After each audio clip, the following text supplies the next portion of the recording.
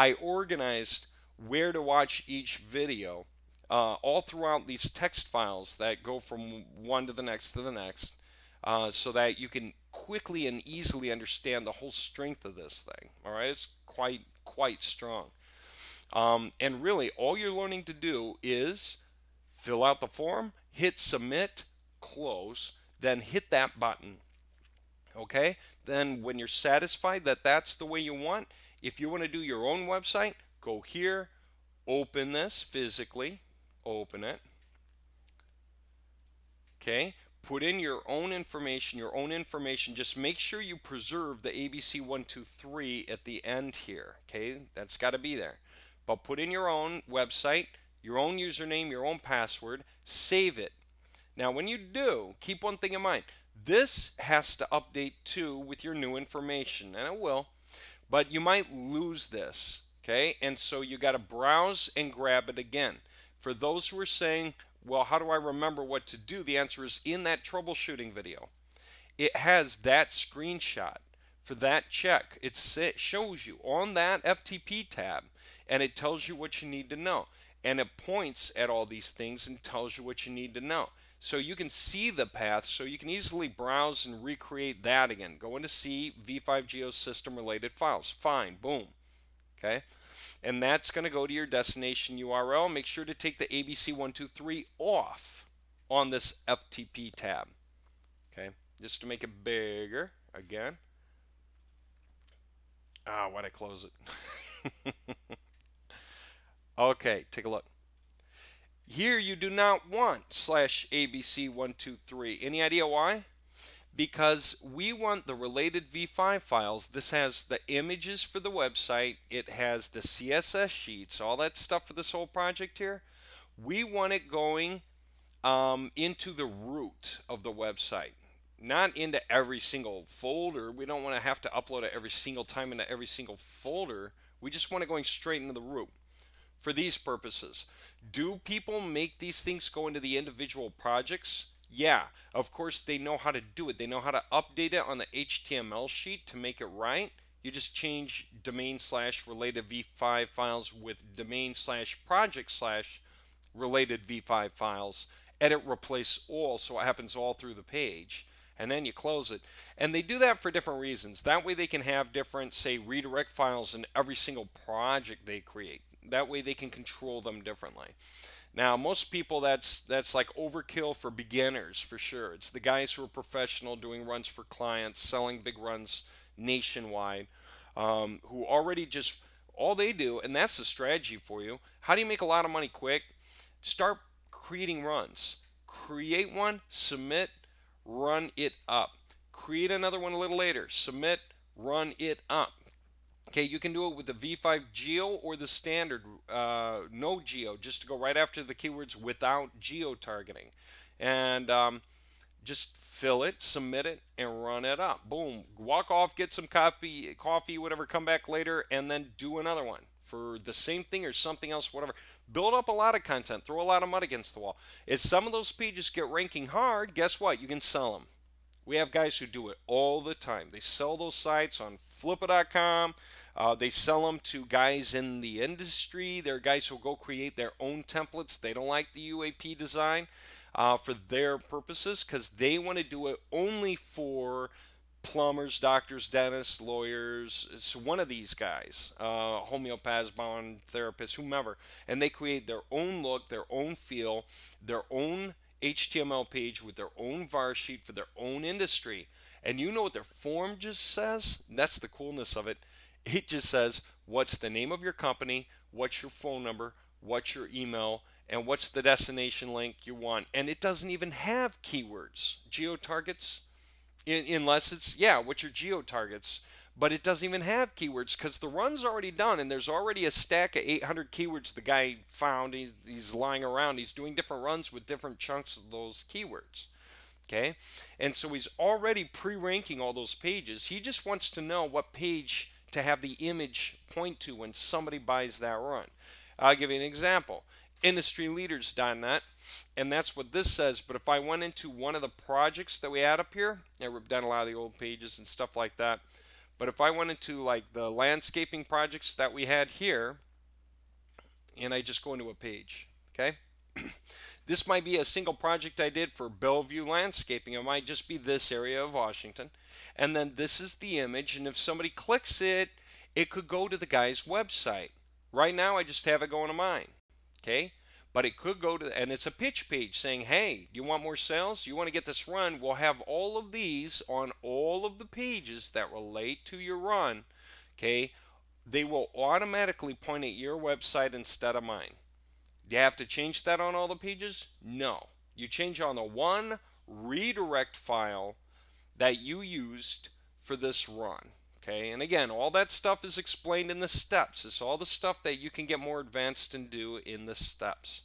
Okay, very, very, very easy to make a lot of money with MOWG just by filling out the form or zipping up the form and sending it to someone else to fill out. Again, don't forget, if I wanted to create a form that somebody else could fill out and they send me the finished var sheet, I just drag it in here to overwrite, and then I just hit step 3. I'm done. And if they bring an image too, then I just throw the image in here. If they say, could you cycle between 2 images, please, I throw them in here. I don't care where they land in here, it's okay. And I drag in their var sheet to overwrite this one. It'll have the same name. They send it to me in an email. Did they do anything with it? No, they just filled out the form and it updated the CSV sheet. And all you did was tell them, send it to me after it updates. You don't even have to open it. Just send it to me with your images. And then all you do is pull them into this folder and hit step 3. That's it. That's how you make your money. It's that easy, that kind of thing. If they have a redirect file, bring it in here too. If you want to do a redirect file for them, we have that. In the related V5 files is a redirect file. You can make copies of it, give it different names. Inside the redirect, edit, and just change the page where it needs to go. Okay? And if you do stack counter stuff, you can change the stack counter coding. If you want to put new stack counter for each different project, for each different guy, you can do that too. That way you can track all the clicks to each of those different sites. Things like that. You can do it. And how do you do it? That is exactly what these explain to you. These steps right here and these right here, they flatly tell you how to do redirect files and everything you need to know about them. Okay, I forget exactly what's in which file. I've been back and forth through them so many times, but they're all here. Okay, things to remember, notes. Oh, I think it was in the notes. Yeah, exactly, about what to put in. And it says, no, it wasn't. It's in here somewhere, but it is. It's all in here. It's all so easy now. If you just read it, you will find it all, and it will explain everything you need to know about all this stuff. It's really that simple. Now, if you wanted to send the form, like I said, what do? Create a new folder. Call it whatever you want. Client fill. I don't care. Client submit. Okay, just something, whatever. Submit. Okay. Take a copy of the map file, the step 2, and the var sheet. Okay. Take that. Copy it. Put it in here. Boom. Now, you can rename all of these parts. Rename. You can call this don't touch if you want. Again, you can include a little note file in here, a text file that explains steps, to the guy. Read me first, okay? You can rename this exe form, client form, something like that. Client form, okay? It can be click me, I don't care. And that way when he opens it and fills it in and submits it, it updates that. And what do you tell him to do? Send this to you. Just send it to you because it's done now. All he had to do was fill this out, hit submit, close it, and send this to you with any images and anything else that you wanted to have him send you. Like you don't need to get him to send you a redirect page because you can do it. You don't need to get him to send you a stack counter snippet because you can do it. Things like that. That's fully up to you and what you want to offer. Okay? The point is, it's that simple because now that I have this thing, I can zip this up. Just keep in mind one thing. You can't just email this. Why? Because it has an exe file in it. And when Outlook sees that, it'll block it. Things like that get blocked. So you got to put this thing on your website and give a link to it that people download. Then they extract it and fill in the form. Most everyone now knows how to extract it. If you just say extract it, and then they just fill out the form and simply send you that VAR sheet when they're done, the VAR sheet that they get when they're done. You don't need the form back. All you need is the VAR sheet. That's what your steps say. Click this, fill this in. Here are notes to remember. Make sure to fill it all in. Then when you're done, send me the CSV file, and which has been changed. You don't need to open it. Just send it to me in an email along with any image you want to use. Please make sure your images are somewhere between 450 pixels wide and 900 pixels wide. Now, if you go a little over, that's okay. 906 pixels is fine. 950 pixels is starting to push it.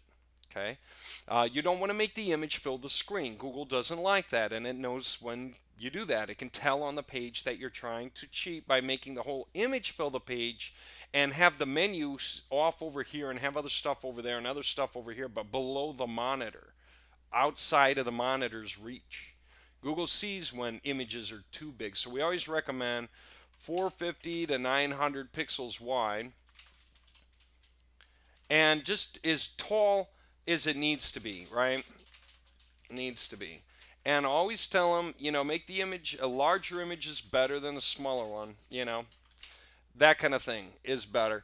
But really, you just write these steps in so you can use them for everyone in the industry. And again, this client form could just be what's the name of your company, what's your phone number, what's your email, and what are your specific surrounding cities where your clients come from. I tell you what, clients love giving this information to you just to make sure it comes out right. That you don't misspell the company name, you don't get the phone number wrong, you don't get the email wrong, you don't misspell some of the cities. Okay, you can charge large money for big runs, and you can ask them to fill this out and send it in as part of the process, and that's perfectly good. Companies are really comfortable with that. They're always asking, is there anything else you need from me? I'm happy to assist. That's the thing you do. Help them help you back. And it's very simple because what they're doing is giving you the finished VAR sheet. This will have everything they put, really. The keywords were already there. You already figured out the keywords, but it'll have their company, it'll have their image, it'll have their email address, it'll have their phone number, whatever it was you asked for. And they send it to you. You just drag it into the appropriate folder. Just drag it in and hit step 3. Drag in their images and hit step 3. That kind of thing. That's literally how easy it can be. And real quick, for guys who say, what if I need to change the stack counter coding on the pages I'm producing each time? What if I want to? The answer is simple. Go into the system, right click the HTML page. That applies. Right, there's only one in each system folder. It just has a different name if you're in the no geo or the geo. So you don't get confused and screw it up. It's one thing. It used to always be index, and there were people who actually wound up mixing and matching some of these files because they thought they were in the right folder because the name was the same. So I just gave them different names, But you just edit it, scroll to the bottom where tracking code usually goes anyway. And here's an example of the default tracking code. And you can always replace it with your own if you do this. Otherwise, just leave it there. Who cares? But if you do your own stack counter, you can put your own coding in there. I've got notes on that in other videos and everything else. It's all straight, though. It's very, very easy. So you can start pumping out runs now. And you can put them up on your website. You can put them on WordPress websites. You can put them on Joomla websites, Weebly websites. You can do whatever you want. All right, and it's really just a 2-step process, basically. Fill out the form, and then once you get your profile set up with your website information, hit me, and it'll go on your website instead of mine. In the meantime, just to get your feet wet, as soon as you get this installed, just put some stuff in here, even if it's just dummy stuff, and drag an image in here if you want. And then just simply hit step 3. If you don't want to use the image, just put in our default image, and it even tells you that. If you don't have an image, just put in best-provider.jpg. And so you would just do that, best-provider.jpg. .jpg. All right, and that's it. Other guys say, do you have to worry about hitting the enter key after these, or like if you paste in a list of keywords or something? Quick brown fox. Okay. People say, should the cursor blink at the end here or go down? The answer is it doesn't matter because all the empty spaces are going to get removed anyway. So you can be sloppy and it's okay. It doesn't matter. All right, so that's cool because then clients who could screw it up, they can't really screw it up because this form was built to correct for those little errors. All right, so it already comes out fine. So whether you do it or you send it to someone else to do it, I mean, it already comes out fine anyway. Okay, that's what I want to teach you for now. And what we'll wind up teaching you later is how you make copies of the menu generator and copies of the MOWG auto run, because you can edit these to use different CSV file in this case. Okay, and you can edit this one as we showed you before for the sleep time interval, but also to use a different CSV file and even a different source PFL if you want, although this is probably going to be the same. But you can do this and you can copy and paste some of the steps in here. If you can read through this a little bit, you can copy and paste some of the steps in here in order to actually have this run multiple websites at once. And just to walk through, what is this thing?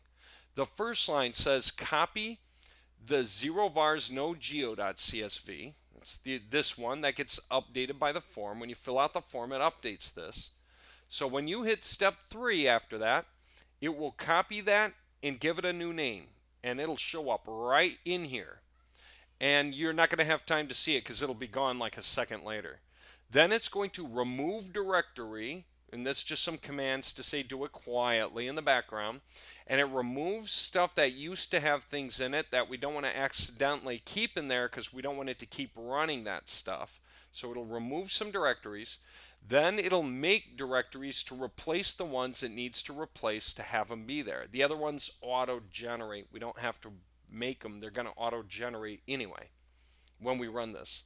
Okay.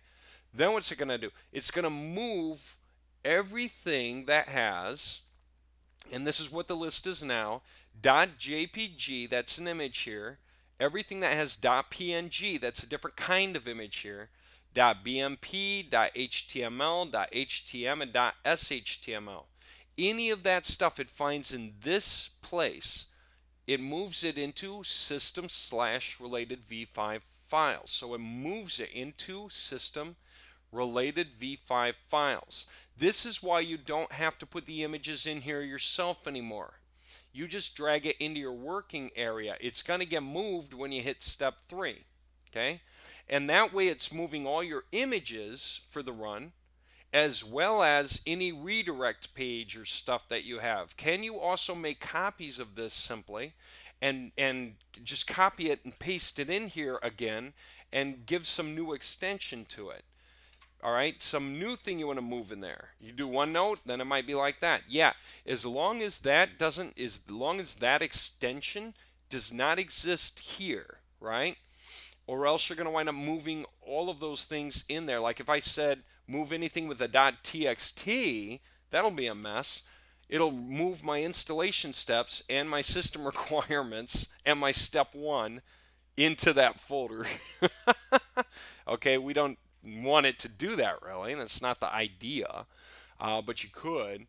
But any other extensions, you can just add them in. Then what's it going to do? It's going to first run the menu generator.vbs. That's the one here. Then it's going to run the MOWG autorun.vbs. And guess what? When it runs these are set to use the CSV file we said. Guess what it is? The copy, not the original, the copy. Okay?